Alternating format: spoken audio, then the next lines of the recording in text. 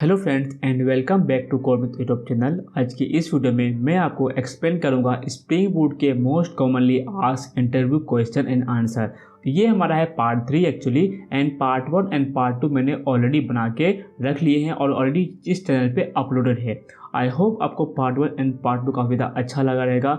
अगर आपने वीडियो नहीं देखा अभी तक, उसका लिंक मैं डिस्क्रिप्शन में दे दूँगा, आप वहाँ से ज़रूर चेकआउट कीजिए। बिकॉज पार्ट 1 एंड पार्ट 2 में most commonly asked interview question मैंने कवर किए हैं, और ये पार्ट 3 में जितने भी क्वेश्चन रहेंगे वो पार्ट 1 एंड पार्ट 2 से डिफरेंट होने वाले हैं। मैं हर एक पार्ट में एक यूनिक क्वेश्चन कवर कर रहा हूँ। So without wasting any time let's start with our topic, Spring Boot most commonly asked interview question and answer.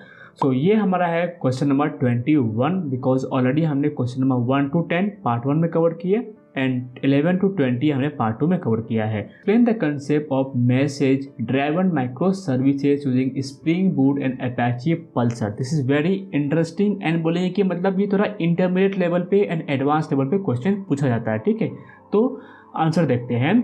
Message driven micro services using spring boot and Apache Pulsar leverages the publish subscribe messaging pattern to enable loosely coupled and scalable communication between microservices। इसका मतलब क्या होता है कि हम लोग जब भी हम लोग अपाचे पल्सर यूज़ करेंगे और message driven micro services use करेंगे तो वहाँ पे दो इंपॉर्टेंट कंसेप्ट होते हैं, पब्लिश एंड सब्सक्राइबर। पब्लिश का काम होता है मैसेज को पब्लिश करना, और सब्सक्राइबर का काम होता है उस मैसेज को कंज्यूम करना, सब्सक्राइब करना या फिर लेना, एंड उसके ऊपर हमें ऑपरेशन परफॉर्म करना होता है।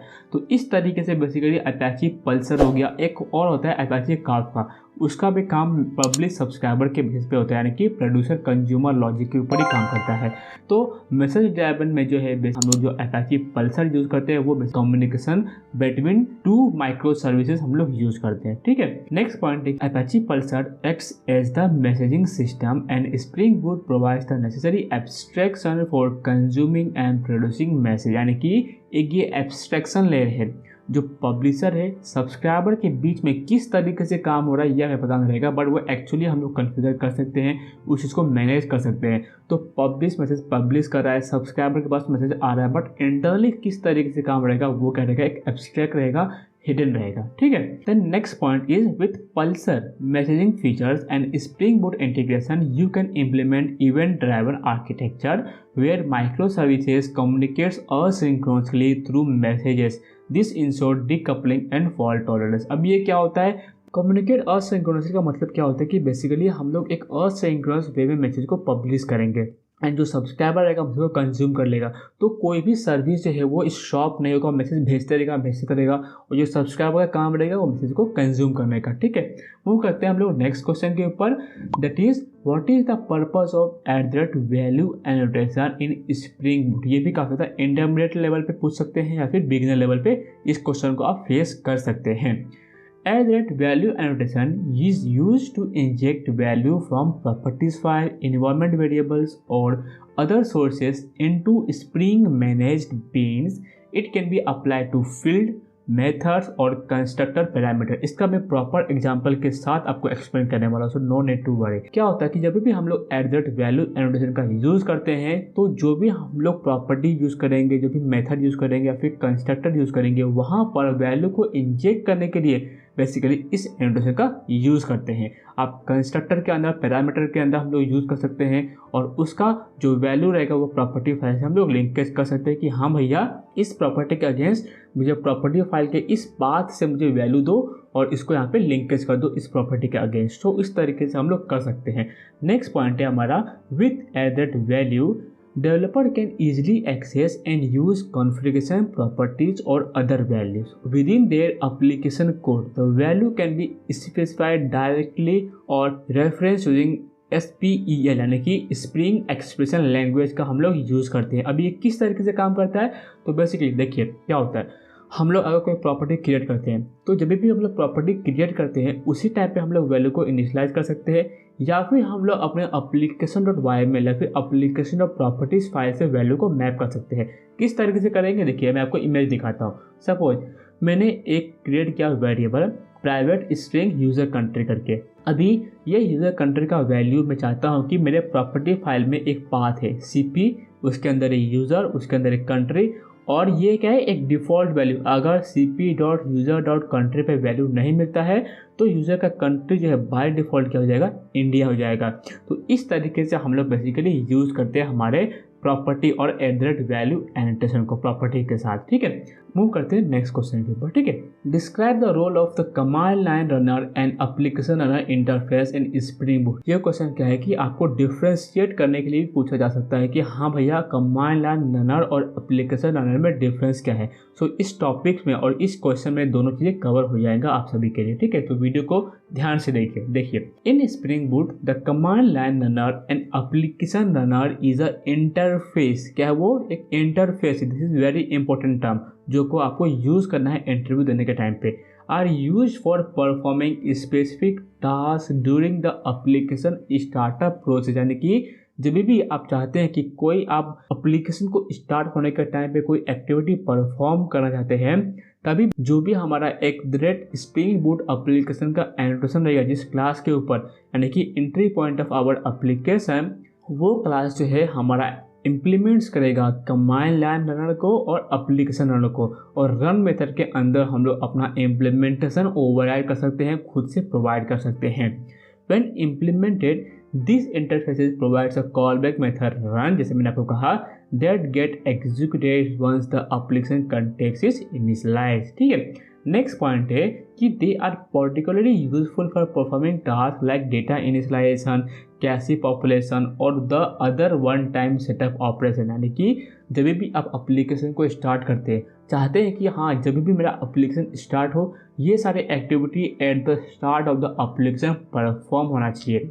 तो उस केस में हम लोग रन मेथड को ओवरराइड करते हैं bye implementing command line runner interface और एप्लीकेशन रनर इंटरफेस। और उसके बेसिस पे हम लोग रन मेथड में अपना जो भी रहेगा डेटा इनिशियलाइजेशन हो गया, कैशी मैकेनिज्म हो गया, वो इम्प्लीमेंट कर सकते हैं, या फिर अगर वन टाइम सेटअप कोई ऑपरेशन हुआ तो भी हम लोग परफॉर्म कर सकते हैं। नेक्स्ट पॉइंट जो है ये हमारा difference. The difference between them is that command line runner receive the application command line argument as a parameter while application runner receive an application argument object। जो रन मेथड होता है उसके अंदर किस तरीके से हम लोग पैरामीटर को एक्सेप्ट करते बता रहा है। Next question is how can you implement pagination in Spring Boot application. This is very very important. इस क्वेश्चन को आप ध्यान से नोट कर लीजिएगा अपने नोटबुक में, बिकॉज ये क्वेश्चन क्या आपको इंटरमीडिएट लेवल पे जब भी आप इंटरव्यू देने जाएंगे, 5वां 6वां 7वां क्वेश्चन ये क्वेश्चन जो है फेस कर सकते हैं।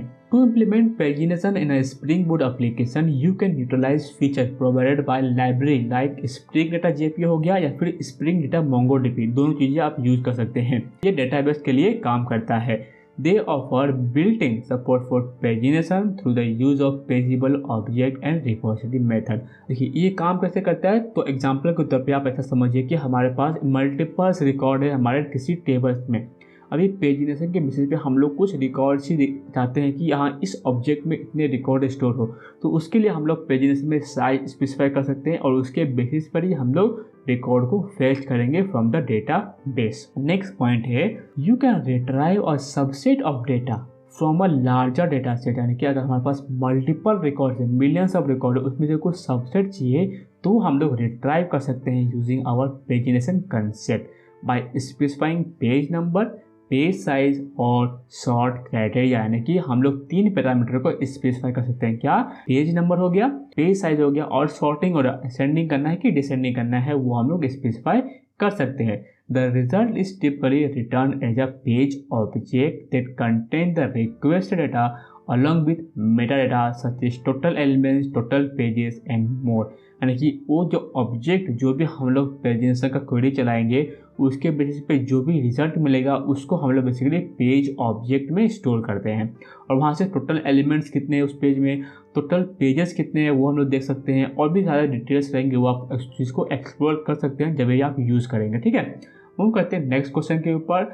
That is explain the concept of bean scope in Spring Boot. ये तो एक कंप्लीट टॉपिक हो जाता है, बट इस वीडियो में मैं आपको 1-2 मिनट में इस कंसेप्ट को समझा दूंगा काफ़ी इन डिटेल्स में। Bean scope define the life cycle and feasibility of Spring manage beans in a Spring Boot application. The following are the commonly used bean scope. अभी टोटल में 4 to 5 बीन स्कोप आपको बताने वाला हूँ। पहला है हमारा सिंगलटन, जो कि बाय डिफॉल्ट हमारे स्प्रिंग बूट एप्लीकेशन में काम करता है। Only one instance of the bean is created and shared across the entire application context। यानी जब भी हम लोग सिंगलटन यूज करते हैं बीन स्कोप, तो किसी ऑब्जेक्ट का यानी कि किसी भी एंटिटी किसी भी क्लास का एक ऑब्जेक्ट क्रिएट होगा और वही ऑब्जेक्ट पूरे एप्लीकेशन में यूज कर सकते हैं। फॉर एग्जाम्पल डेटाबेस के लिए हम लोग जैसे यूज करते हैं वो हो गया। Prototype, a new instance of bean is created each time it is requested. Singleton में क्या होता है कि एक ही ऑब्जेक्ट हमारे एप्लीकेशन में होता है, और प्रोटोटाइप में क्या होता है कि जितनी बार रिक्वेस्ट करेंगे उतनी बार एक न्यू इंस्टेंस हमें मिलता है। Request, a new instance of bean is created for each HTTP request. ये पॉइंट्स आपको ध्यान रखना है। कितना? ईच HTTP रिक्वेस्ट, जितनी बार हम लोग रिक्वेस्ट करेंगे उतनी बार हमें जो है एक न्यू इंस्टेंस मिलता है।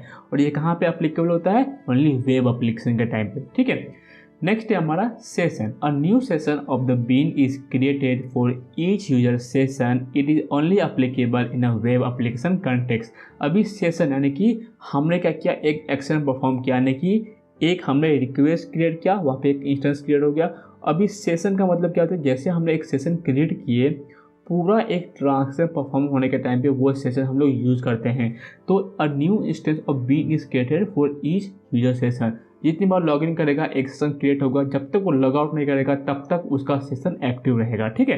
कस्टम स्कोप, हम लोग कस्टम स्कोप भी क्रिएट कर सकते हैं, और इसका यूज क्या होता है कि Spring Boot allow defining custom bean scope by implementing the scope interface and registering them in application context. जब भी आप खुद का स्कोप क्रिएट करना चाहते हैं, आप क्रिएट करेंगे और उसको इम्प्लीमेंट करेंगे स्कोप इंटरफेस को, और मेथड को ओवरराइड करके यहाँ पे आप अपना इम्प्लीमेंटेशन प्रोवाइड कर सकते हैं। नेक्स्ट क्वेश्चन है हमारा, what is the purpose of qualifier annotation in Spring Boot. ये भी काफ़ी अच्छा क्वेश्चन है। ठीक है। हर एक क्वेश्चन में काफ़ी ज़्यादा इंटरेस्टिंग क्वेश्चन और कंसेप्चुअल क्वेश्चन को कवर कर रहा हूँ, तो वीडियो को जरूर लाइक कर दीजिए और चैनल को सब्सक्राइब किए मत जाइए अगर आप चैनल पे न्यू है तो। Let's see the answer. The qualifier annotation in Spring Boot is used to disambiguate bean reference when we have multiple beans of the same type defined in Spring container. It is used in scenario where a given type has more than one implementation. This is very important line and we need to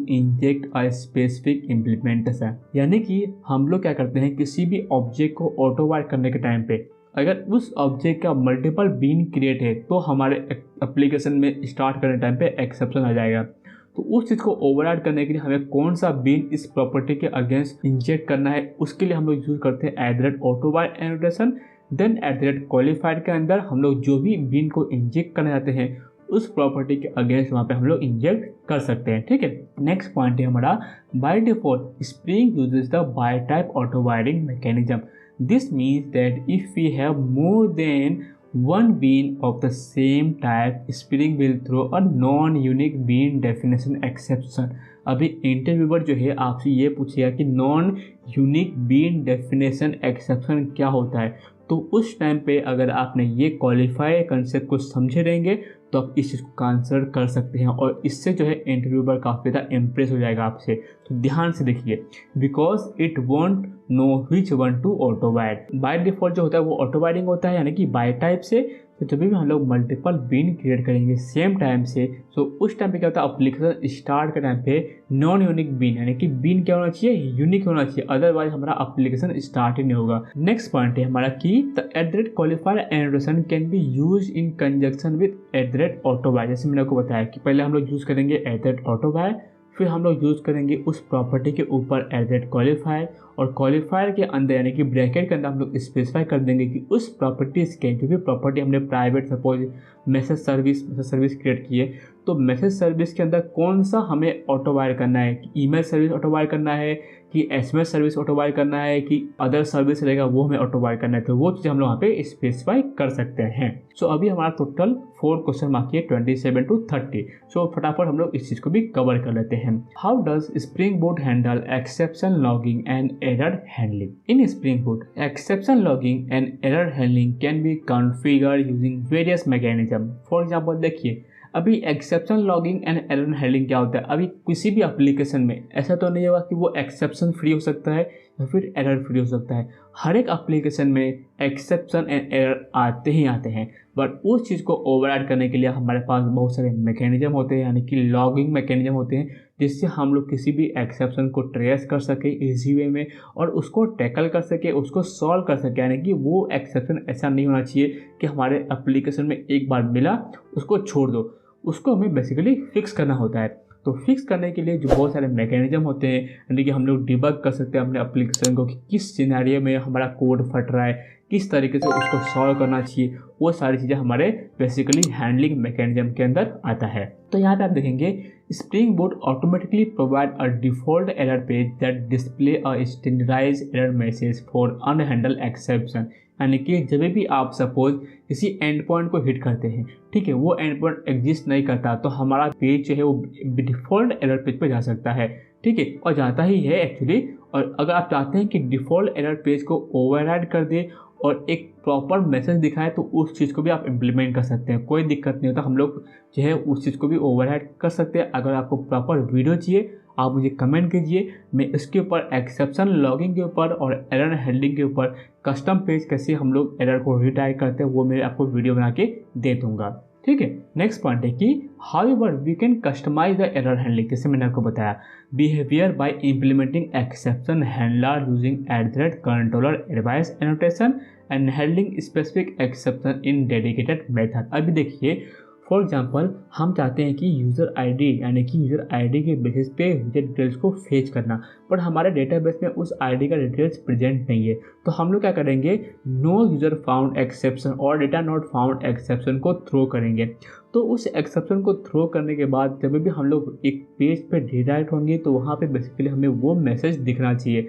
तो उसके लिए हम लोग जो annotation use करते हैं उसका नाम है कंट्रोलर एडवाइस, एंड इसके अंदर हम लोग उस एक्सेप्शन को हैंडल करेंगे यूजिंग एक्सेप्शन हैंडलर एनोटेशन का यूज़ करके।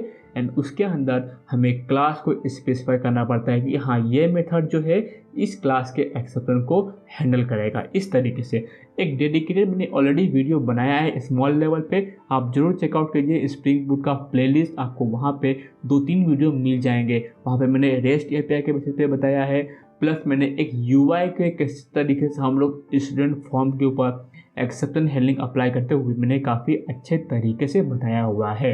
नेक्स्ट पॉइंट है हमारा additionally we can configure logging framework to capture and log exception with desired level of details and append. यानी कि जो भी डिटेल्स आप चाहते हैं स्पेसिफाई करना आप वो लॉगिंग मैकेनिज्म में यूज कर सकते हैं। नेक्स्ट क्वेश्चन है हमारा describe the purpose and uses of rest controller advice. तो अभी हमने क्या देखा था कंट्रोलर एडवाइस, तो रेस कंट्रोलर एडवाइस क्या होता है वो हम लोग इस क्वेश्चन में देख लेंगे। तो rest controller advice annotation is a specialised form of controller advice annotation in Spring Boot. Rest controller advice जो होता है it combines the functionality of controller advice and response body making it convenient for implementing global exception handling in RESTful API। So rest controller advice हम लोग कभी use करेंगे जब भी आप चाहते हैं कि हम लोग एक्सेप्शन को भी हैंडल करें यूजिंग कंट्रोलर एडवाइस और रेस्पॉन्स बॉडी को भी हम लोग दिखाएं इधर रेस्पॉन्स में, तो वहाँ पे हम लोग इस एनोटेशन का यूज कर सकते हैं। By using rest controller advice you can define exception handler that handle exception, ठीक है, thrown by any request mapping और rest controller method within the application. The exception handler can return error response in JSON और other subnet format। यानी कि अगर हम लोग exception को हैंडल करते हैं किसी भी कंट्रोलर से एक्सेप्शन थ्रो होता है, यानी कि हमारे एप्लीकेशन में कहीं से भी एक्सेप्शन थ्रो होता है तो उस चीज़ को हम लोग हैंडल कर सकते हैं यूजिंग रेस्ट कंट्रोलर एडवाइस। और एरर रिस्पॉन्स को हम लोग JSON फॉर्मेट में चाहते हैं तो JSON फॉर्मेट में रिटर्न कर सकते हैं, XML फॉर्मेट में तो XML फॉर्मेट में हम लोग रिटर्न कर सकते हैं। ठीक है, नेक्स्ट क्वेश्चन हमारा what is the purpose of configuration properties annotation in Spring Boot. ये भी काफ़ी अच्छा क्वेश्चन है, माने कि मुझे क्वेश्चन के आंसर आपको समझाने में भी इतना ज़्यादा मज़ा आ रहा है ना, बिकॉज मैं काफ़ी अच्छे क्वेश्चन कवर किया हूँ और इस तरीके से क्वेश्चन के आंसर को मैं समझा रहा हूँ। ये नहीं कि सिर्फ एक लाइन में क्वेश्चन के आंसर को कवर कर दूँ, मैं इन डिटेल में समझा रहा हूँ। तो इसके लिए तो आपको वीडियो को जरूर लाइक करना चाहिए और कमेंट करके बताना चाहिए कि कौन सा क्वेश्चन आपके लिए सबसे ज़्यादा न्यू था और कौन सा इन्फॉर्मेशन आपके लिए सबसे ज़्यादा बेस्ट लगा। ठीक है, सो आंसर देखते हैं कि configuration property annotation is used to bind external configuration properties to Spring manage beans by annotating a bean class with configuration properties and specifying a prefix। इसका मैं प्रॉपर एग्जांपल बताऊंगा आपको इमेज में किस तरीके से हम लोग इस एनोटेशन का यूज करते हैं। You can map properties with matching names to the field और setter method of the bean. Next point है हमारा कि Spring Boot will automatically bind the values from the configuration source to the corresponding bean property, यानी कि हम लोग जो भी application.yml में जो भी वैल्यू को स्पेसिफाई किए रहेंगे उस बीन के बीन मतलब क्या हो गया कि सपोज आपने स्टूडेंट का फॉर्म क्रिएट किए, डेटाबेस क्रिएट किए हैं, तो डेटाबेस का जो भी क्लास क्रिएट किए वहाँ पे बेसिकली आप लोग क्या स्पेसिफाई करेंगे, यूजर नेम हो गया, पासवर्ड हो गया, यूआरएल क्या हो गया, डेटा सोर्स क्या होगा, जेडीबीसी ड्राइवर कौन सा है, वो सारी चीज़ें हम लोग प्रॉपर्टीज फाइल से वहाँ पे रीड करके अपने कनेक्शन को क्रिएट कर सकते हैं। ठीक है, the annotation simplify the retrieval and uses of configuration property with in your application. For example आप यहाँ पे देखेंगे कॉन्फ़िगर प्रॉपर्टीज, तो यहाँ पे बेसिकली डेटाबेस के रिलेटेड और मेल के रिलेटेड यहाँ हमने यूज़ किया है। तो एप्लीकेशनल प्रॉपर्टीज़ के अंदर हम लोग mail dot host name specify करेंगे, मेल डॉट पोर्ट स्पेसिफाई करेंगे और मेल डॉट फ्रॉम स्पेसिफाई करेंगे। इस तरीके से हमारा काम करता है। तो ये हमारा एक प्रीफिक्स यानी कि प्रीफिक्स प्लस दिस प्रॉपर्टी ये हमारा एप्लीकेशन डॉट प्रॉपर्टीज के अंदर प्रेजेंट रहेगा और एप्लीकेशन डॉट वाईएमएल के अंदर प्रेजेंट रहेगा। ठीक है, तो जब भी आप कॉन्फ़िगरेशन प्रॉपर्टी यूज़ करेंगे वहाँ पे हम लोग प्रीफिक्स स्पेसिफाई कर सकते हैं एंड देन उसके ऊपर कॉन्फ़िगरेशन एनोटेशन का यूज़ करना बहुत ज़रूरी होता है। मूव करते हैं हमारे लास्ट क्वेश्चन पे और सबसे ज़्यादा important question, that is describe the purpose and uses of dynamic property source annotation in Spring Boot testing. So यहाँ पे सबसे ज़्यादा दो इम्पोर्टेंट टर्म होते हैं, एक है कि डायनेमिक प्रॉपर्टी सोर्स क्या होता है और हम लोग कहाँ पे यूज़ करते हैं, ड्यूरिंग टेस्टिंग। आपको अगर समझ में आ रहा होगा कि इसका मतलब क्या है, बट इन डिटेल्स में जाने के लिए इस वीडियो को देखिए।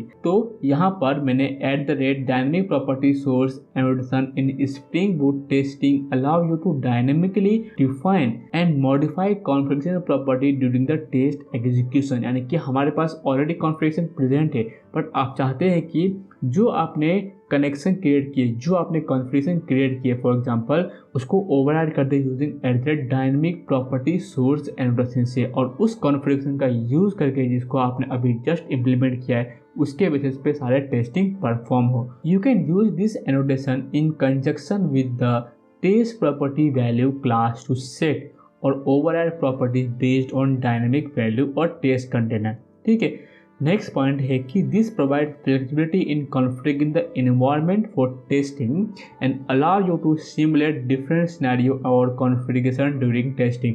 आप चाहते हैं कि डेटाबेस अगर फेल होता है तो क्या एक्सप्लेन थ्रो करेगा, उसको हम लोग किस तरीके से हैंडल करेंगे, तो ये सारे सिनेरियो को हम लोग टेस्टिंग कर सकते हैं यूजिंग डायनेमिक प्रॉपर्टी सोर्स, यानी कि अपने कनेक्शन को मॉडिफाई कर सकते हैं, अपने कनेक्शन में कुछ एरर डाल सकते हैं और उसके बेसिस पे हम लोग अपने एप्लीकेशन में हैंडलिंग को भी अचीव कर सकते हैं। नेक्स्ट पॉइंट है और इम्पोर्टेंट पॉइंट है कि please note that method annotated with dynamic property source must be declared as static. वो मेथड क्या होना चाहिए, स्टैटिक होना चाहिए। Then must accept only one argument of type dynamic property registry, यानी कि जो भी आर्गूमेंट हम लोग उस मेथड में पास करेंगे वो मेथड होना चाहिए हमारा स्टैटिक, प्लस उसमें आर्गूमेंट जो भी रहेगा वो होना चाहिए डायनेमिक प्रॉपर्टी रजिस्ट्री। अगर आपको समझ में नहीं आ रहा होगा तो मैं आपको इमेज दिखाता हूँ। तो मैंने यहाँ पे एक मेथड क्रिएट किया है रजिस्टर्ड पीजी प्रॉपर्टी, यानी कि यहाँ पे मैंने पोस्टग्रेस एसक्यूएल का डिटेल्स मैंने यहाँ पे स्पेसिफाई किया और ओवरराइड कर रहा हूँ। तो यहाँ पे मैंने फर्स्ट ऑफ ऑल एक एनोटेशन यूज़ किया है डायनेमिक प्रॉपर्टी सोर्स करके। रजिस्टर्ड पीजी प्रॉपर्टीज़ के अंदर मैंने एक वेरिएबल डिक्लेयर किया, ठीक है, एज ए आर्गूमेंट डिक्लेयर किया है, जहाँ पर मैंने डायनेमिक प्रॉपर्टी रजिस्ट्री को यूज़ किया। और यही हमारा रिक्वायरमेंट है कि जब भी हम लोग मेथड को डिक्लेयर करेंगे डायनेमिक प्रॉपर्टी सोर्स है, देन वो मेथड होना चाहिए स्टैटिक, और ये क्लास को हमें बेसिकली यहाँ पे यूज़ करना है। और इस रजिस्ट्री के अंदर हम लोग क्या सेट करेंगे, मेथड कॉल करेंगे ऐड मेथड, और ऐड मेथड के अंदर बेसिकली हम लोग की वैल्यू पे पास कर सकते हैं। एक चीज़ याद रखिए, जैसे मैंने आपको बताया की वैल्यू, और वैल्यू जो रहेगा वो एक सप्लायर रहेगा, ठीक है। तो आप देखेंगे यहाँ पे जैसे हम लोग स्ट्रिंग डॉट फॉर्मेट पास किए हैं, ये हमारा सप्लायर यानी कि हम लोग पूरा एक मेथड पास कर सकते हैं, एक एक्सप्रेशन पास कर सकते हैं। तो यहाँ पे मैंने लैम्डा एक्सप्रेशन का यूज़ किया हुआ है। तो ऐड मेथड क्या एक्सेप्ट करता है, एक तो फर्स्ट आर्गूमेंट रहेगा स्ट्रिंग, सेकेंड आर्गूमेंट रहेगा सप्लायर, ठीक है। तो इस तरीके से हमने टोटल 10 क्वेश्चन इस वीडियो में कवर किए हैं। पार्ट 1 पार्ट 2 में टोटल 20 क्वेश्चन हमारा कवर हुआ है। तो वीडियो को जरूर लाइक किए बिना मत जाइए, चैनल को सब्सक्राइब कर दीजिए। मिलते हैं पार्ट 4 एंड पार्ट 5 भी सारा से हमारा इस कंसेप्ट के ऊपर आने वाला है। चैनल पे बने रहे और मिलते हैं नेक्स्ट वीडियो में। Till then take care and bye bye. जय हिंद एंड थैंक्स फॉर वॉचिंग।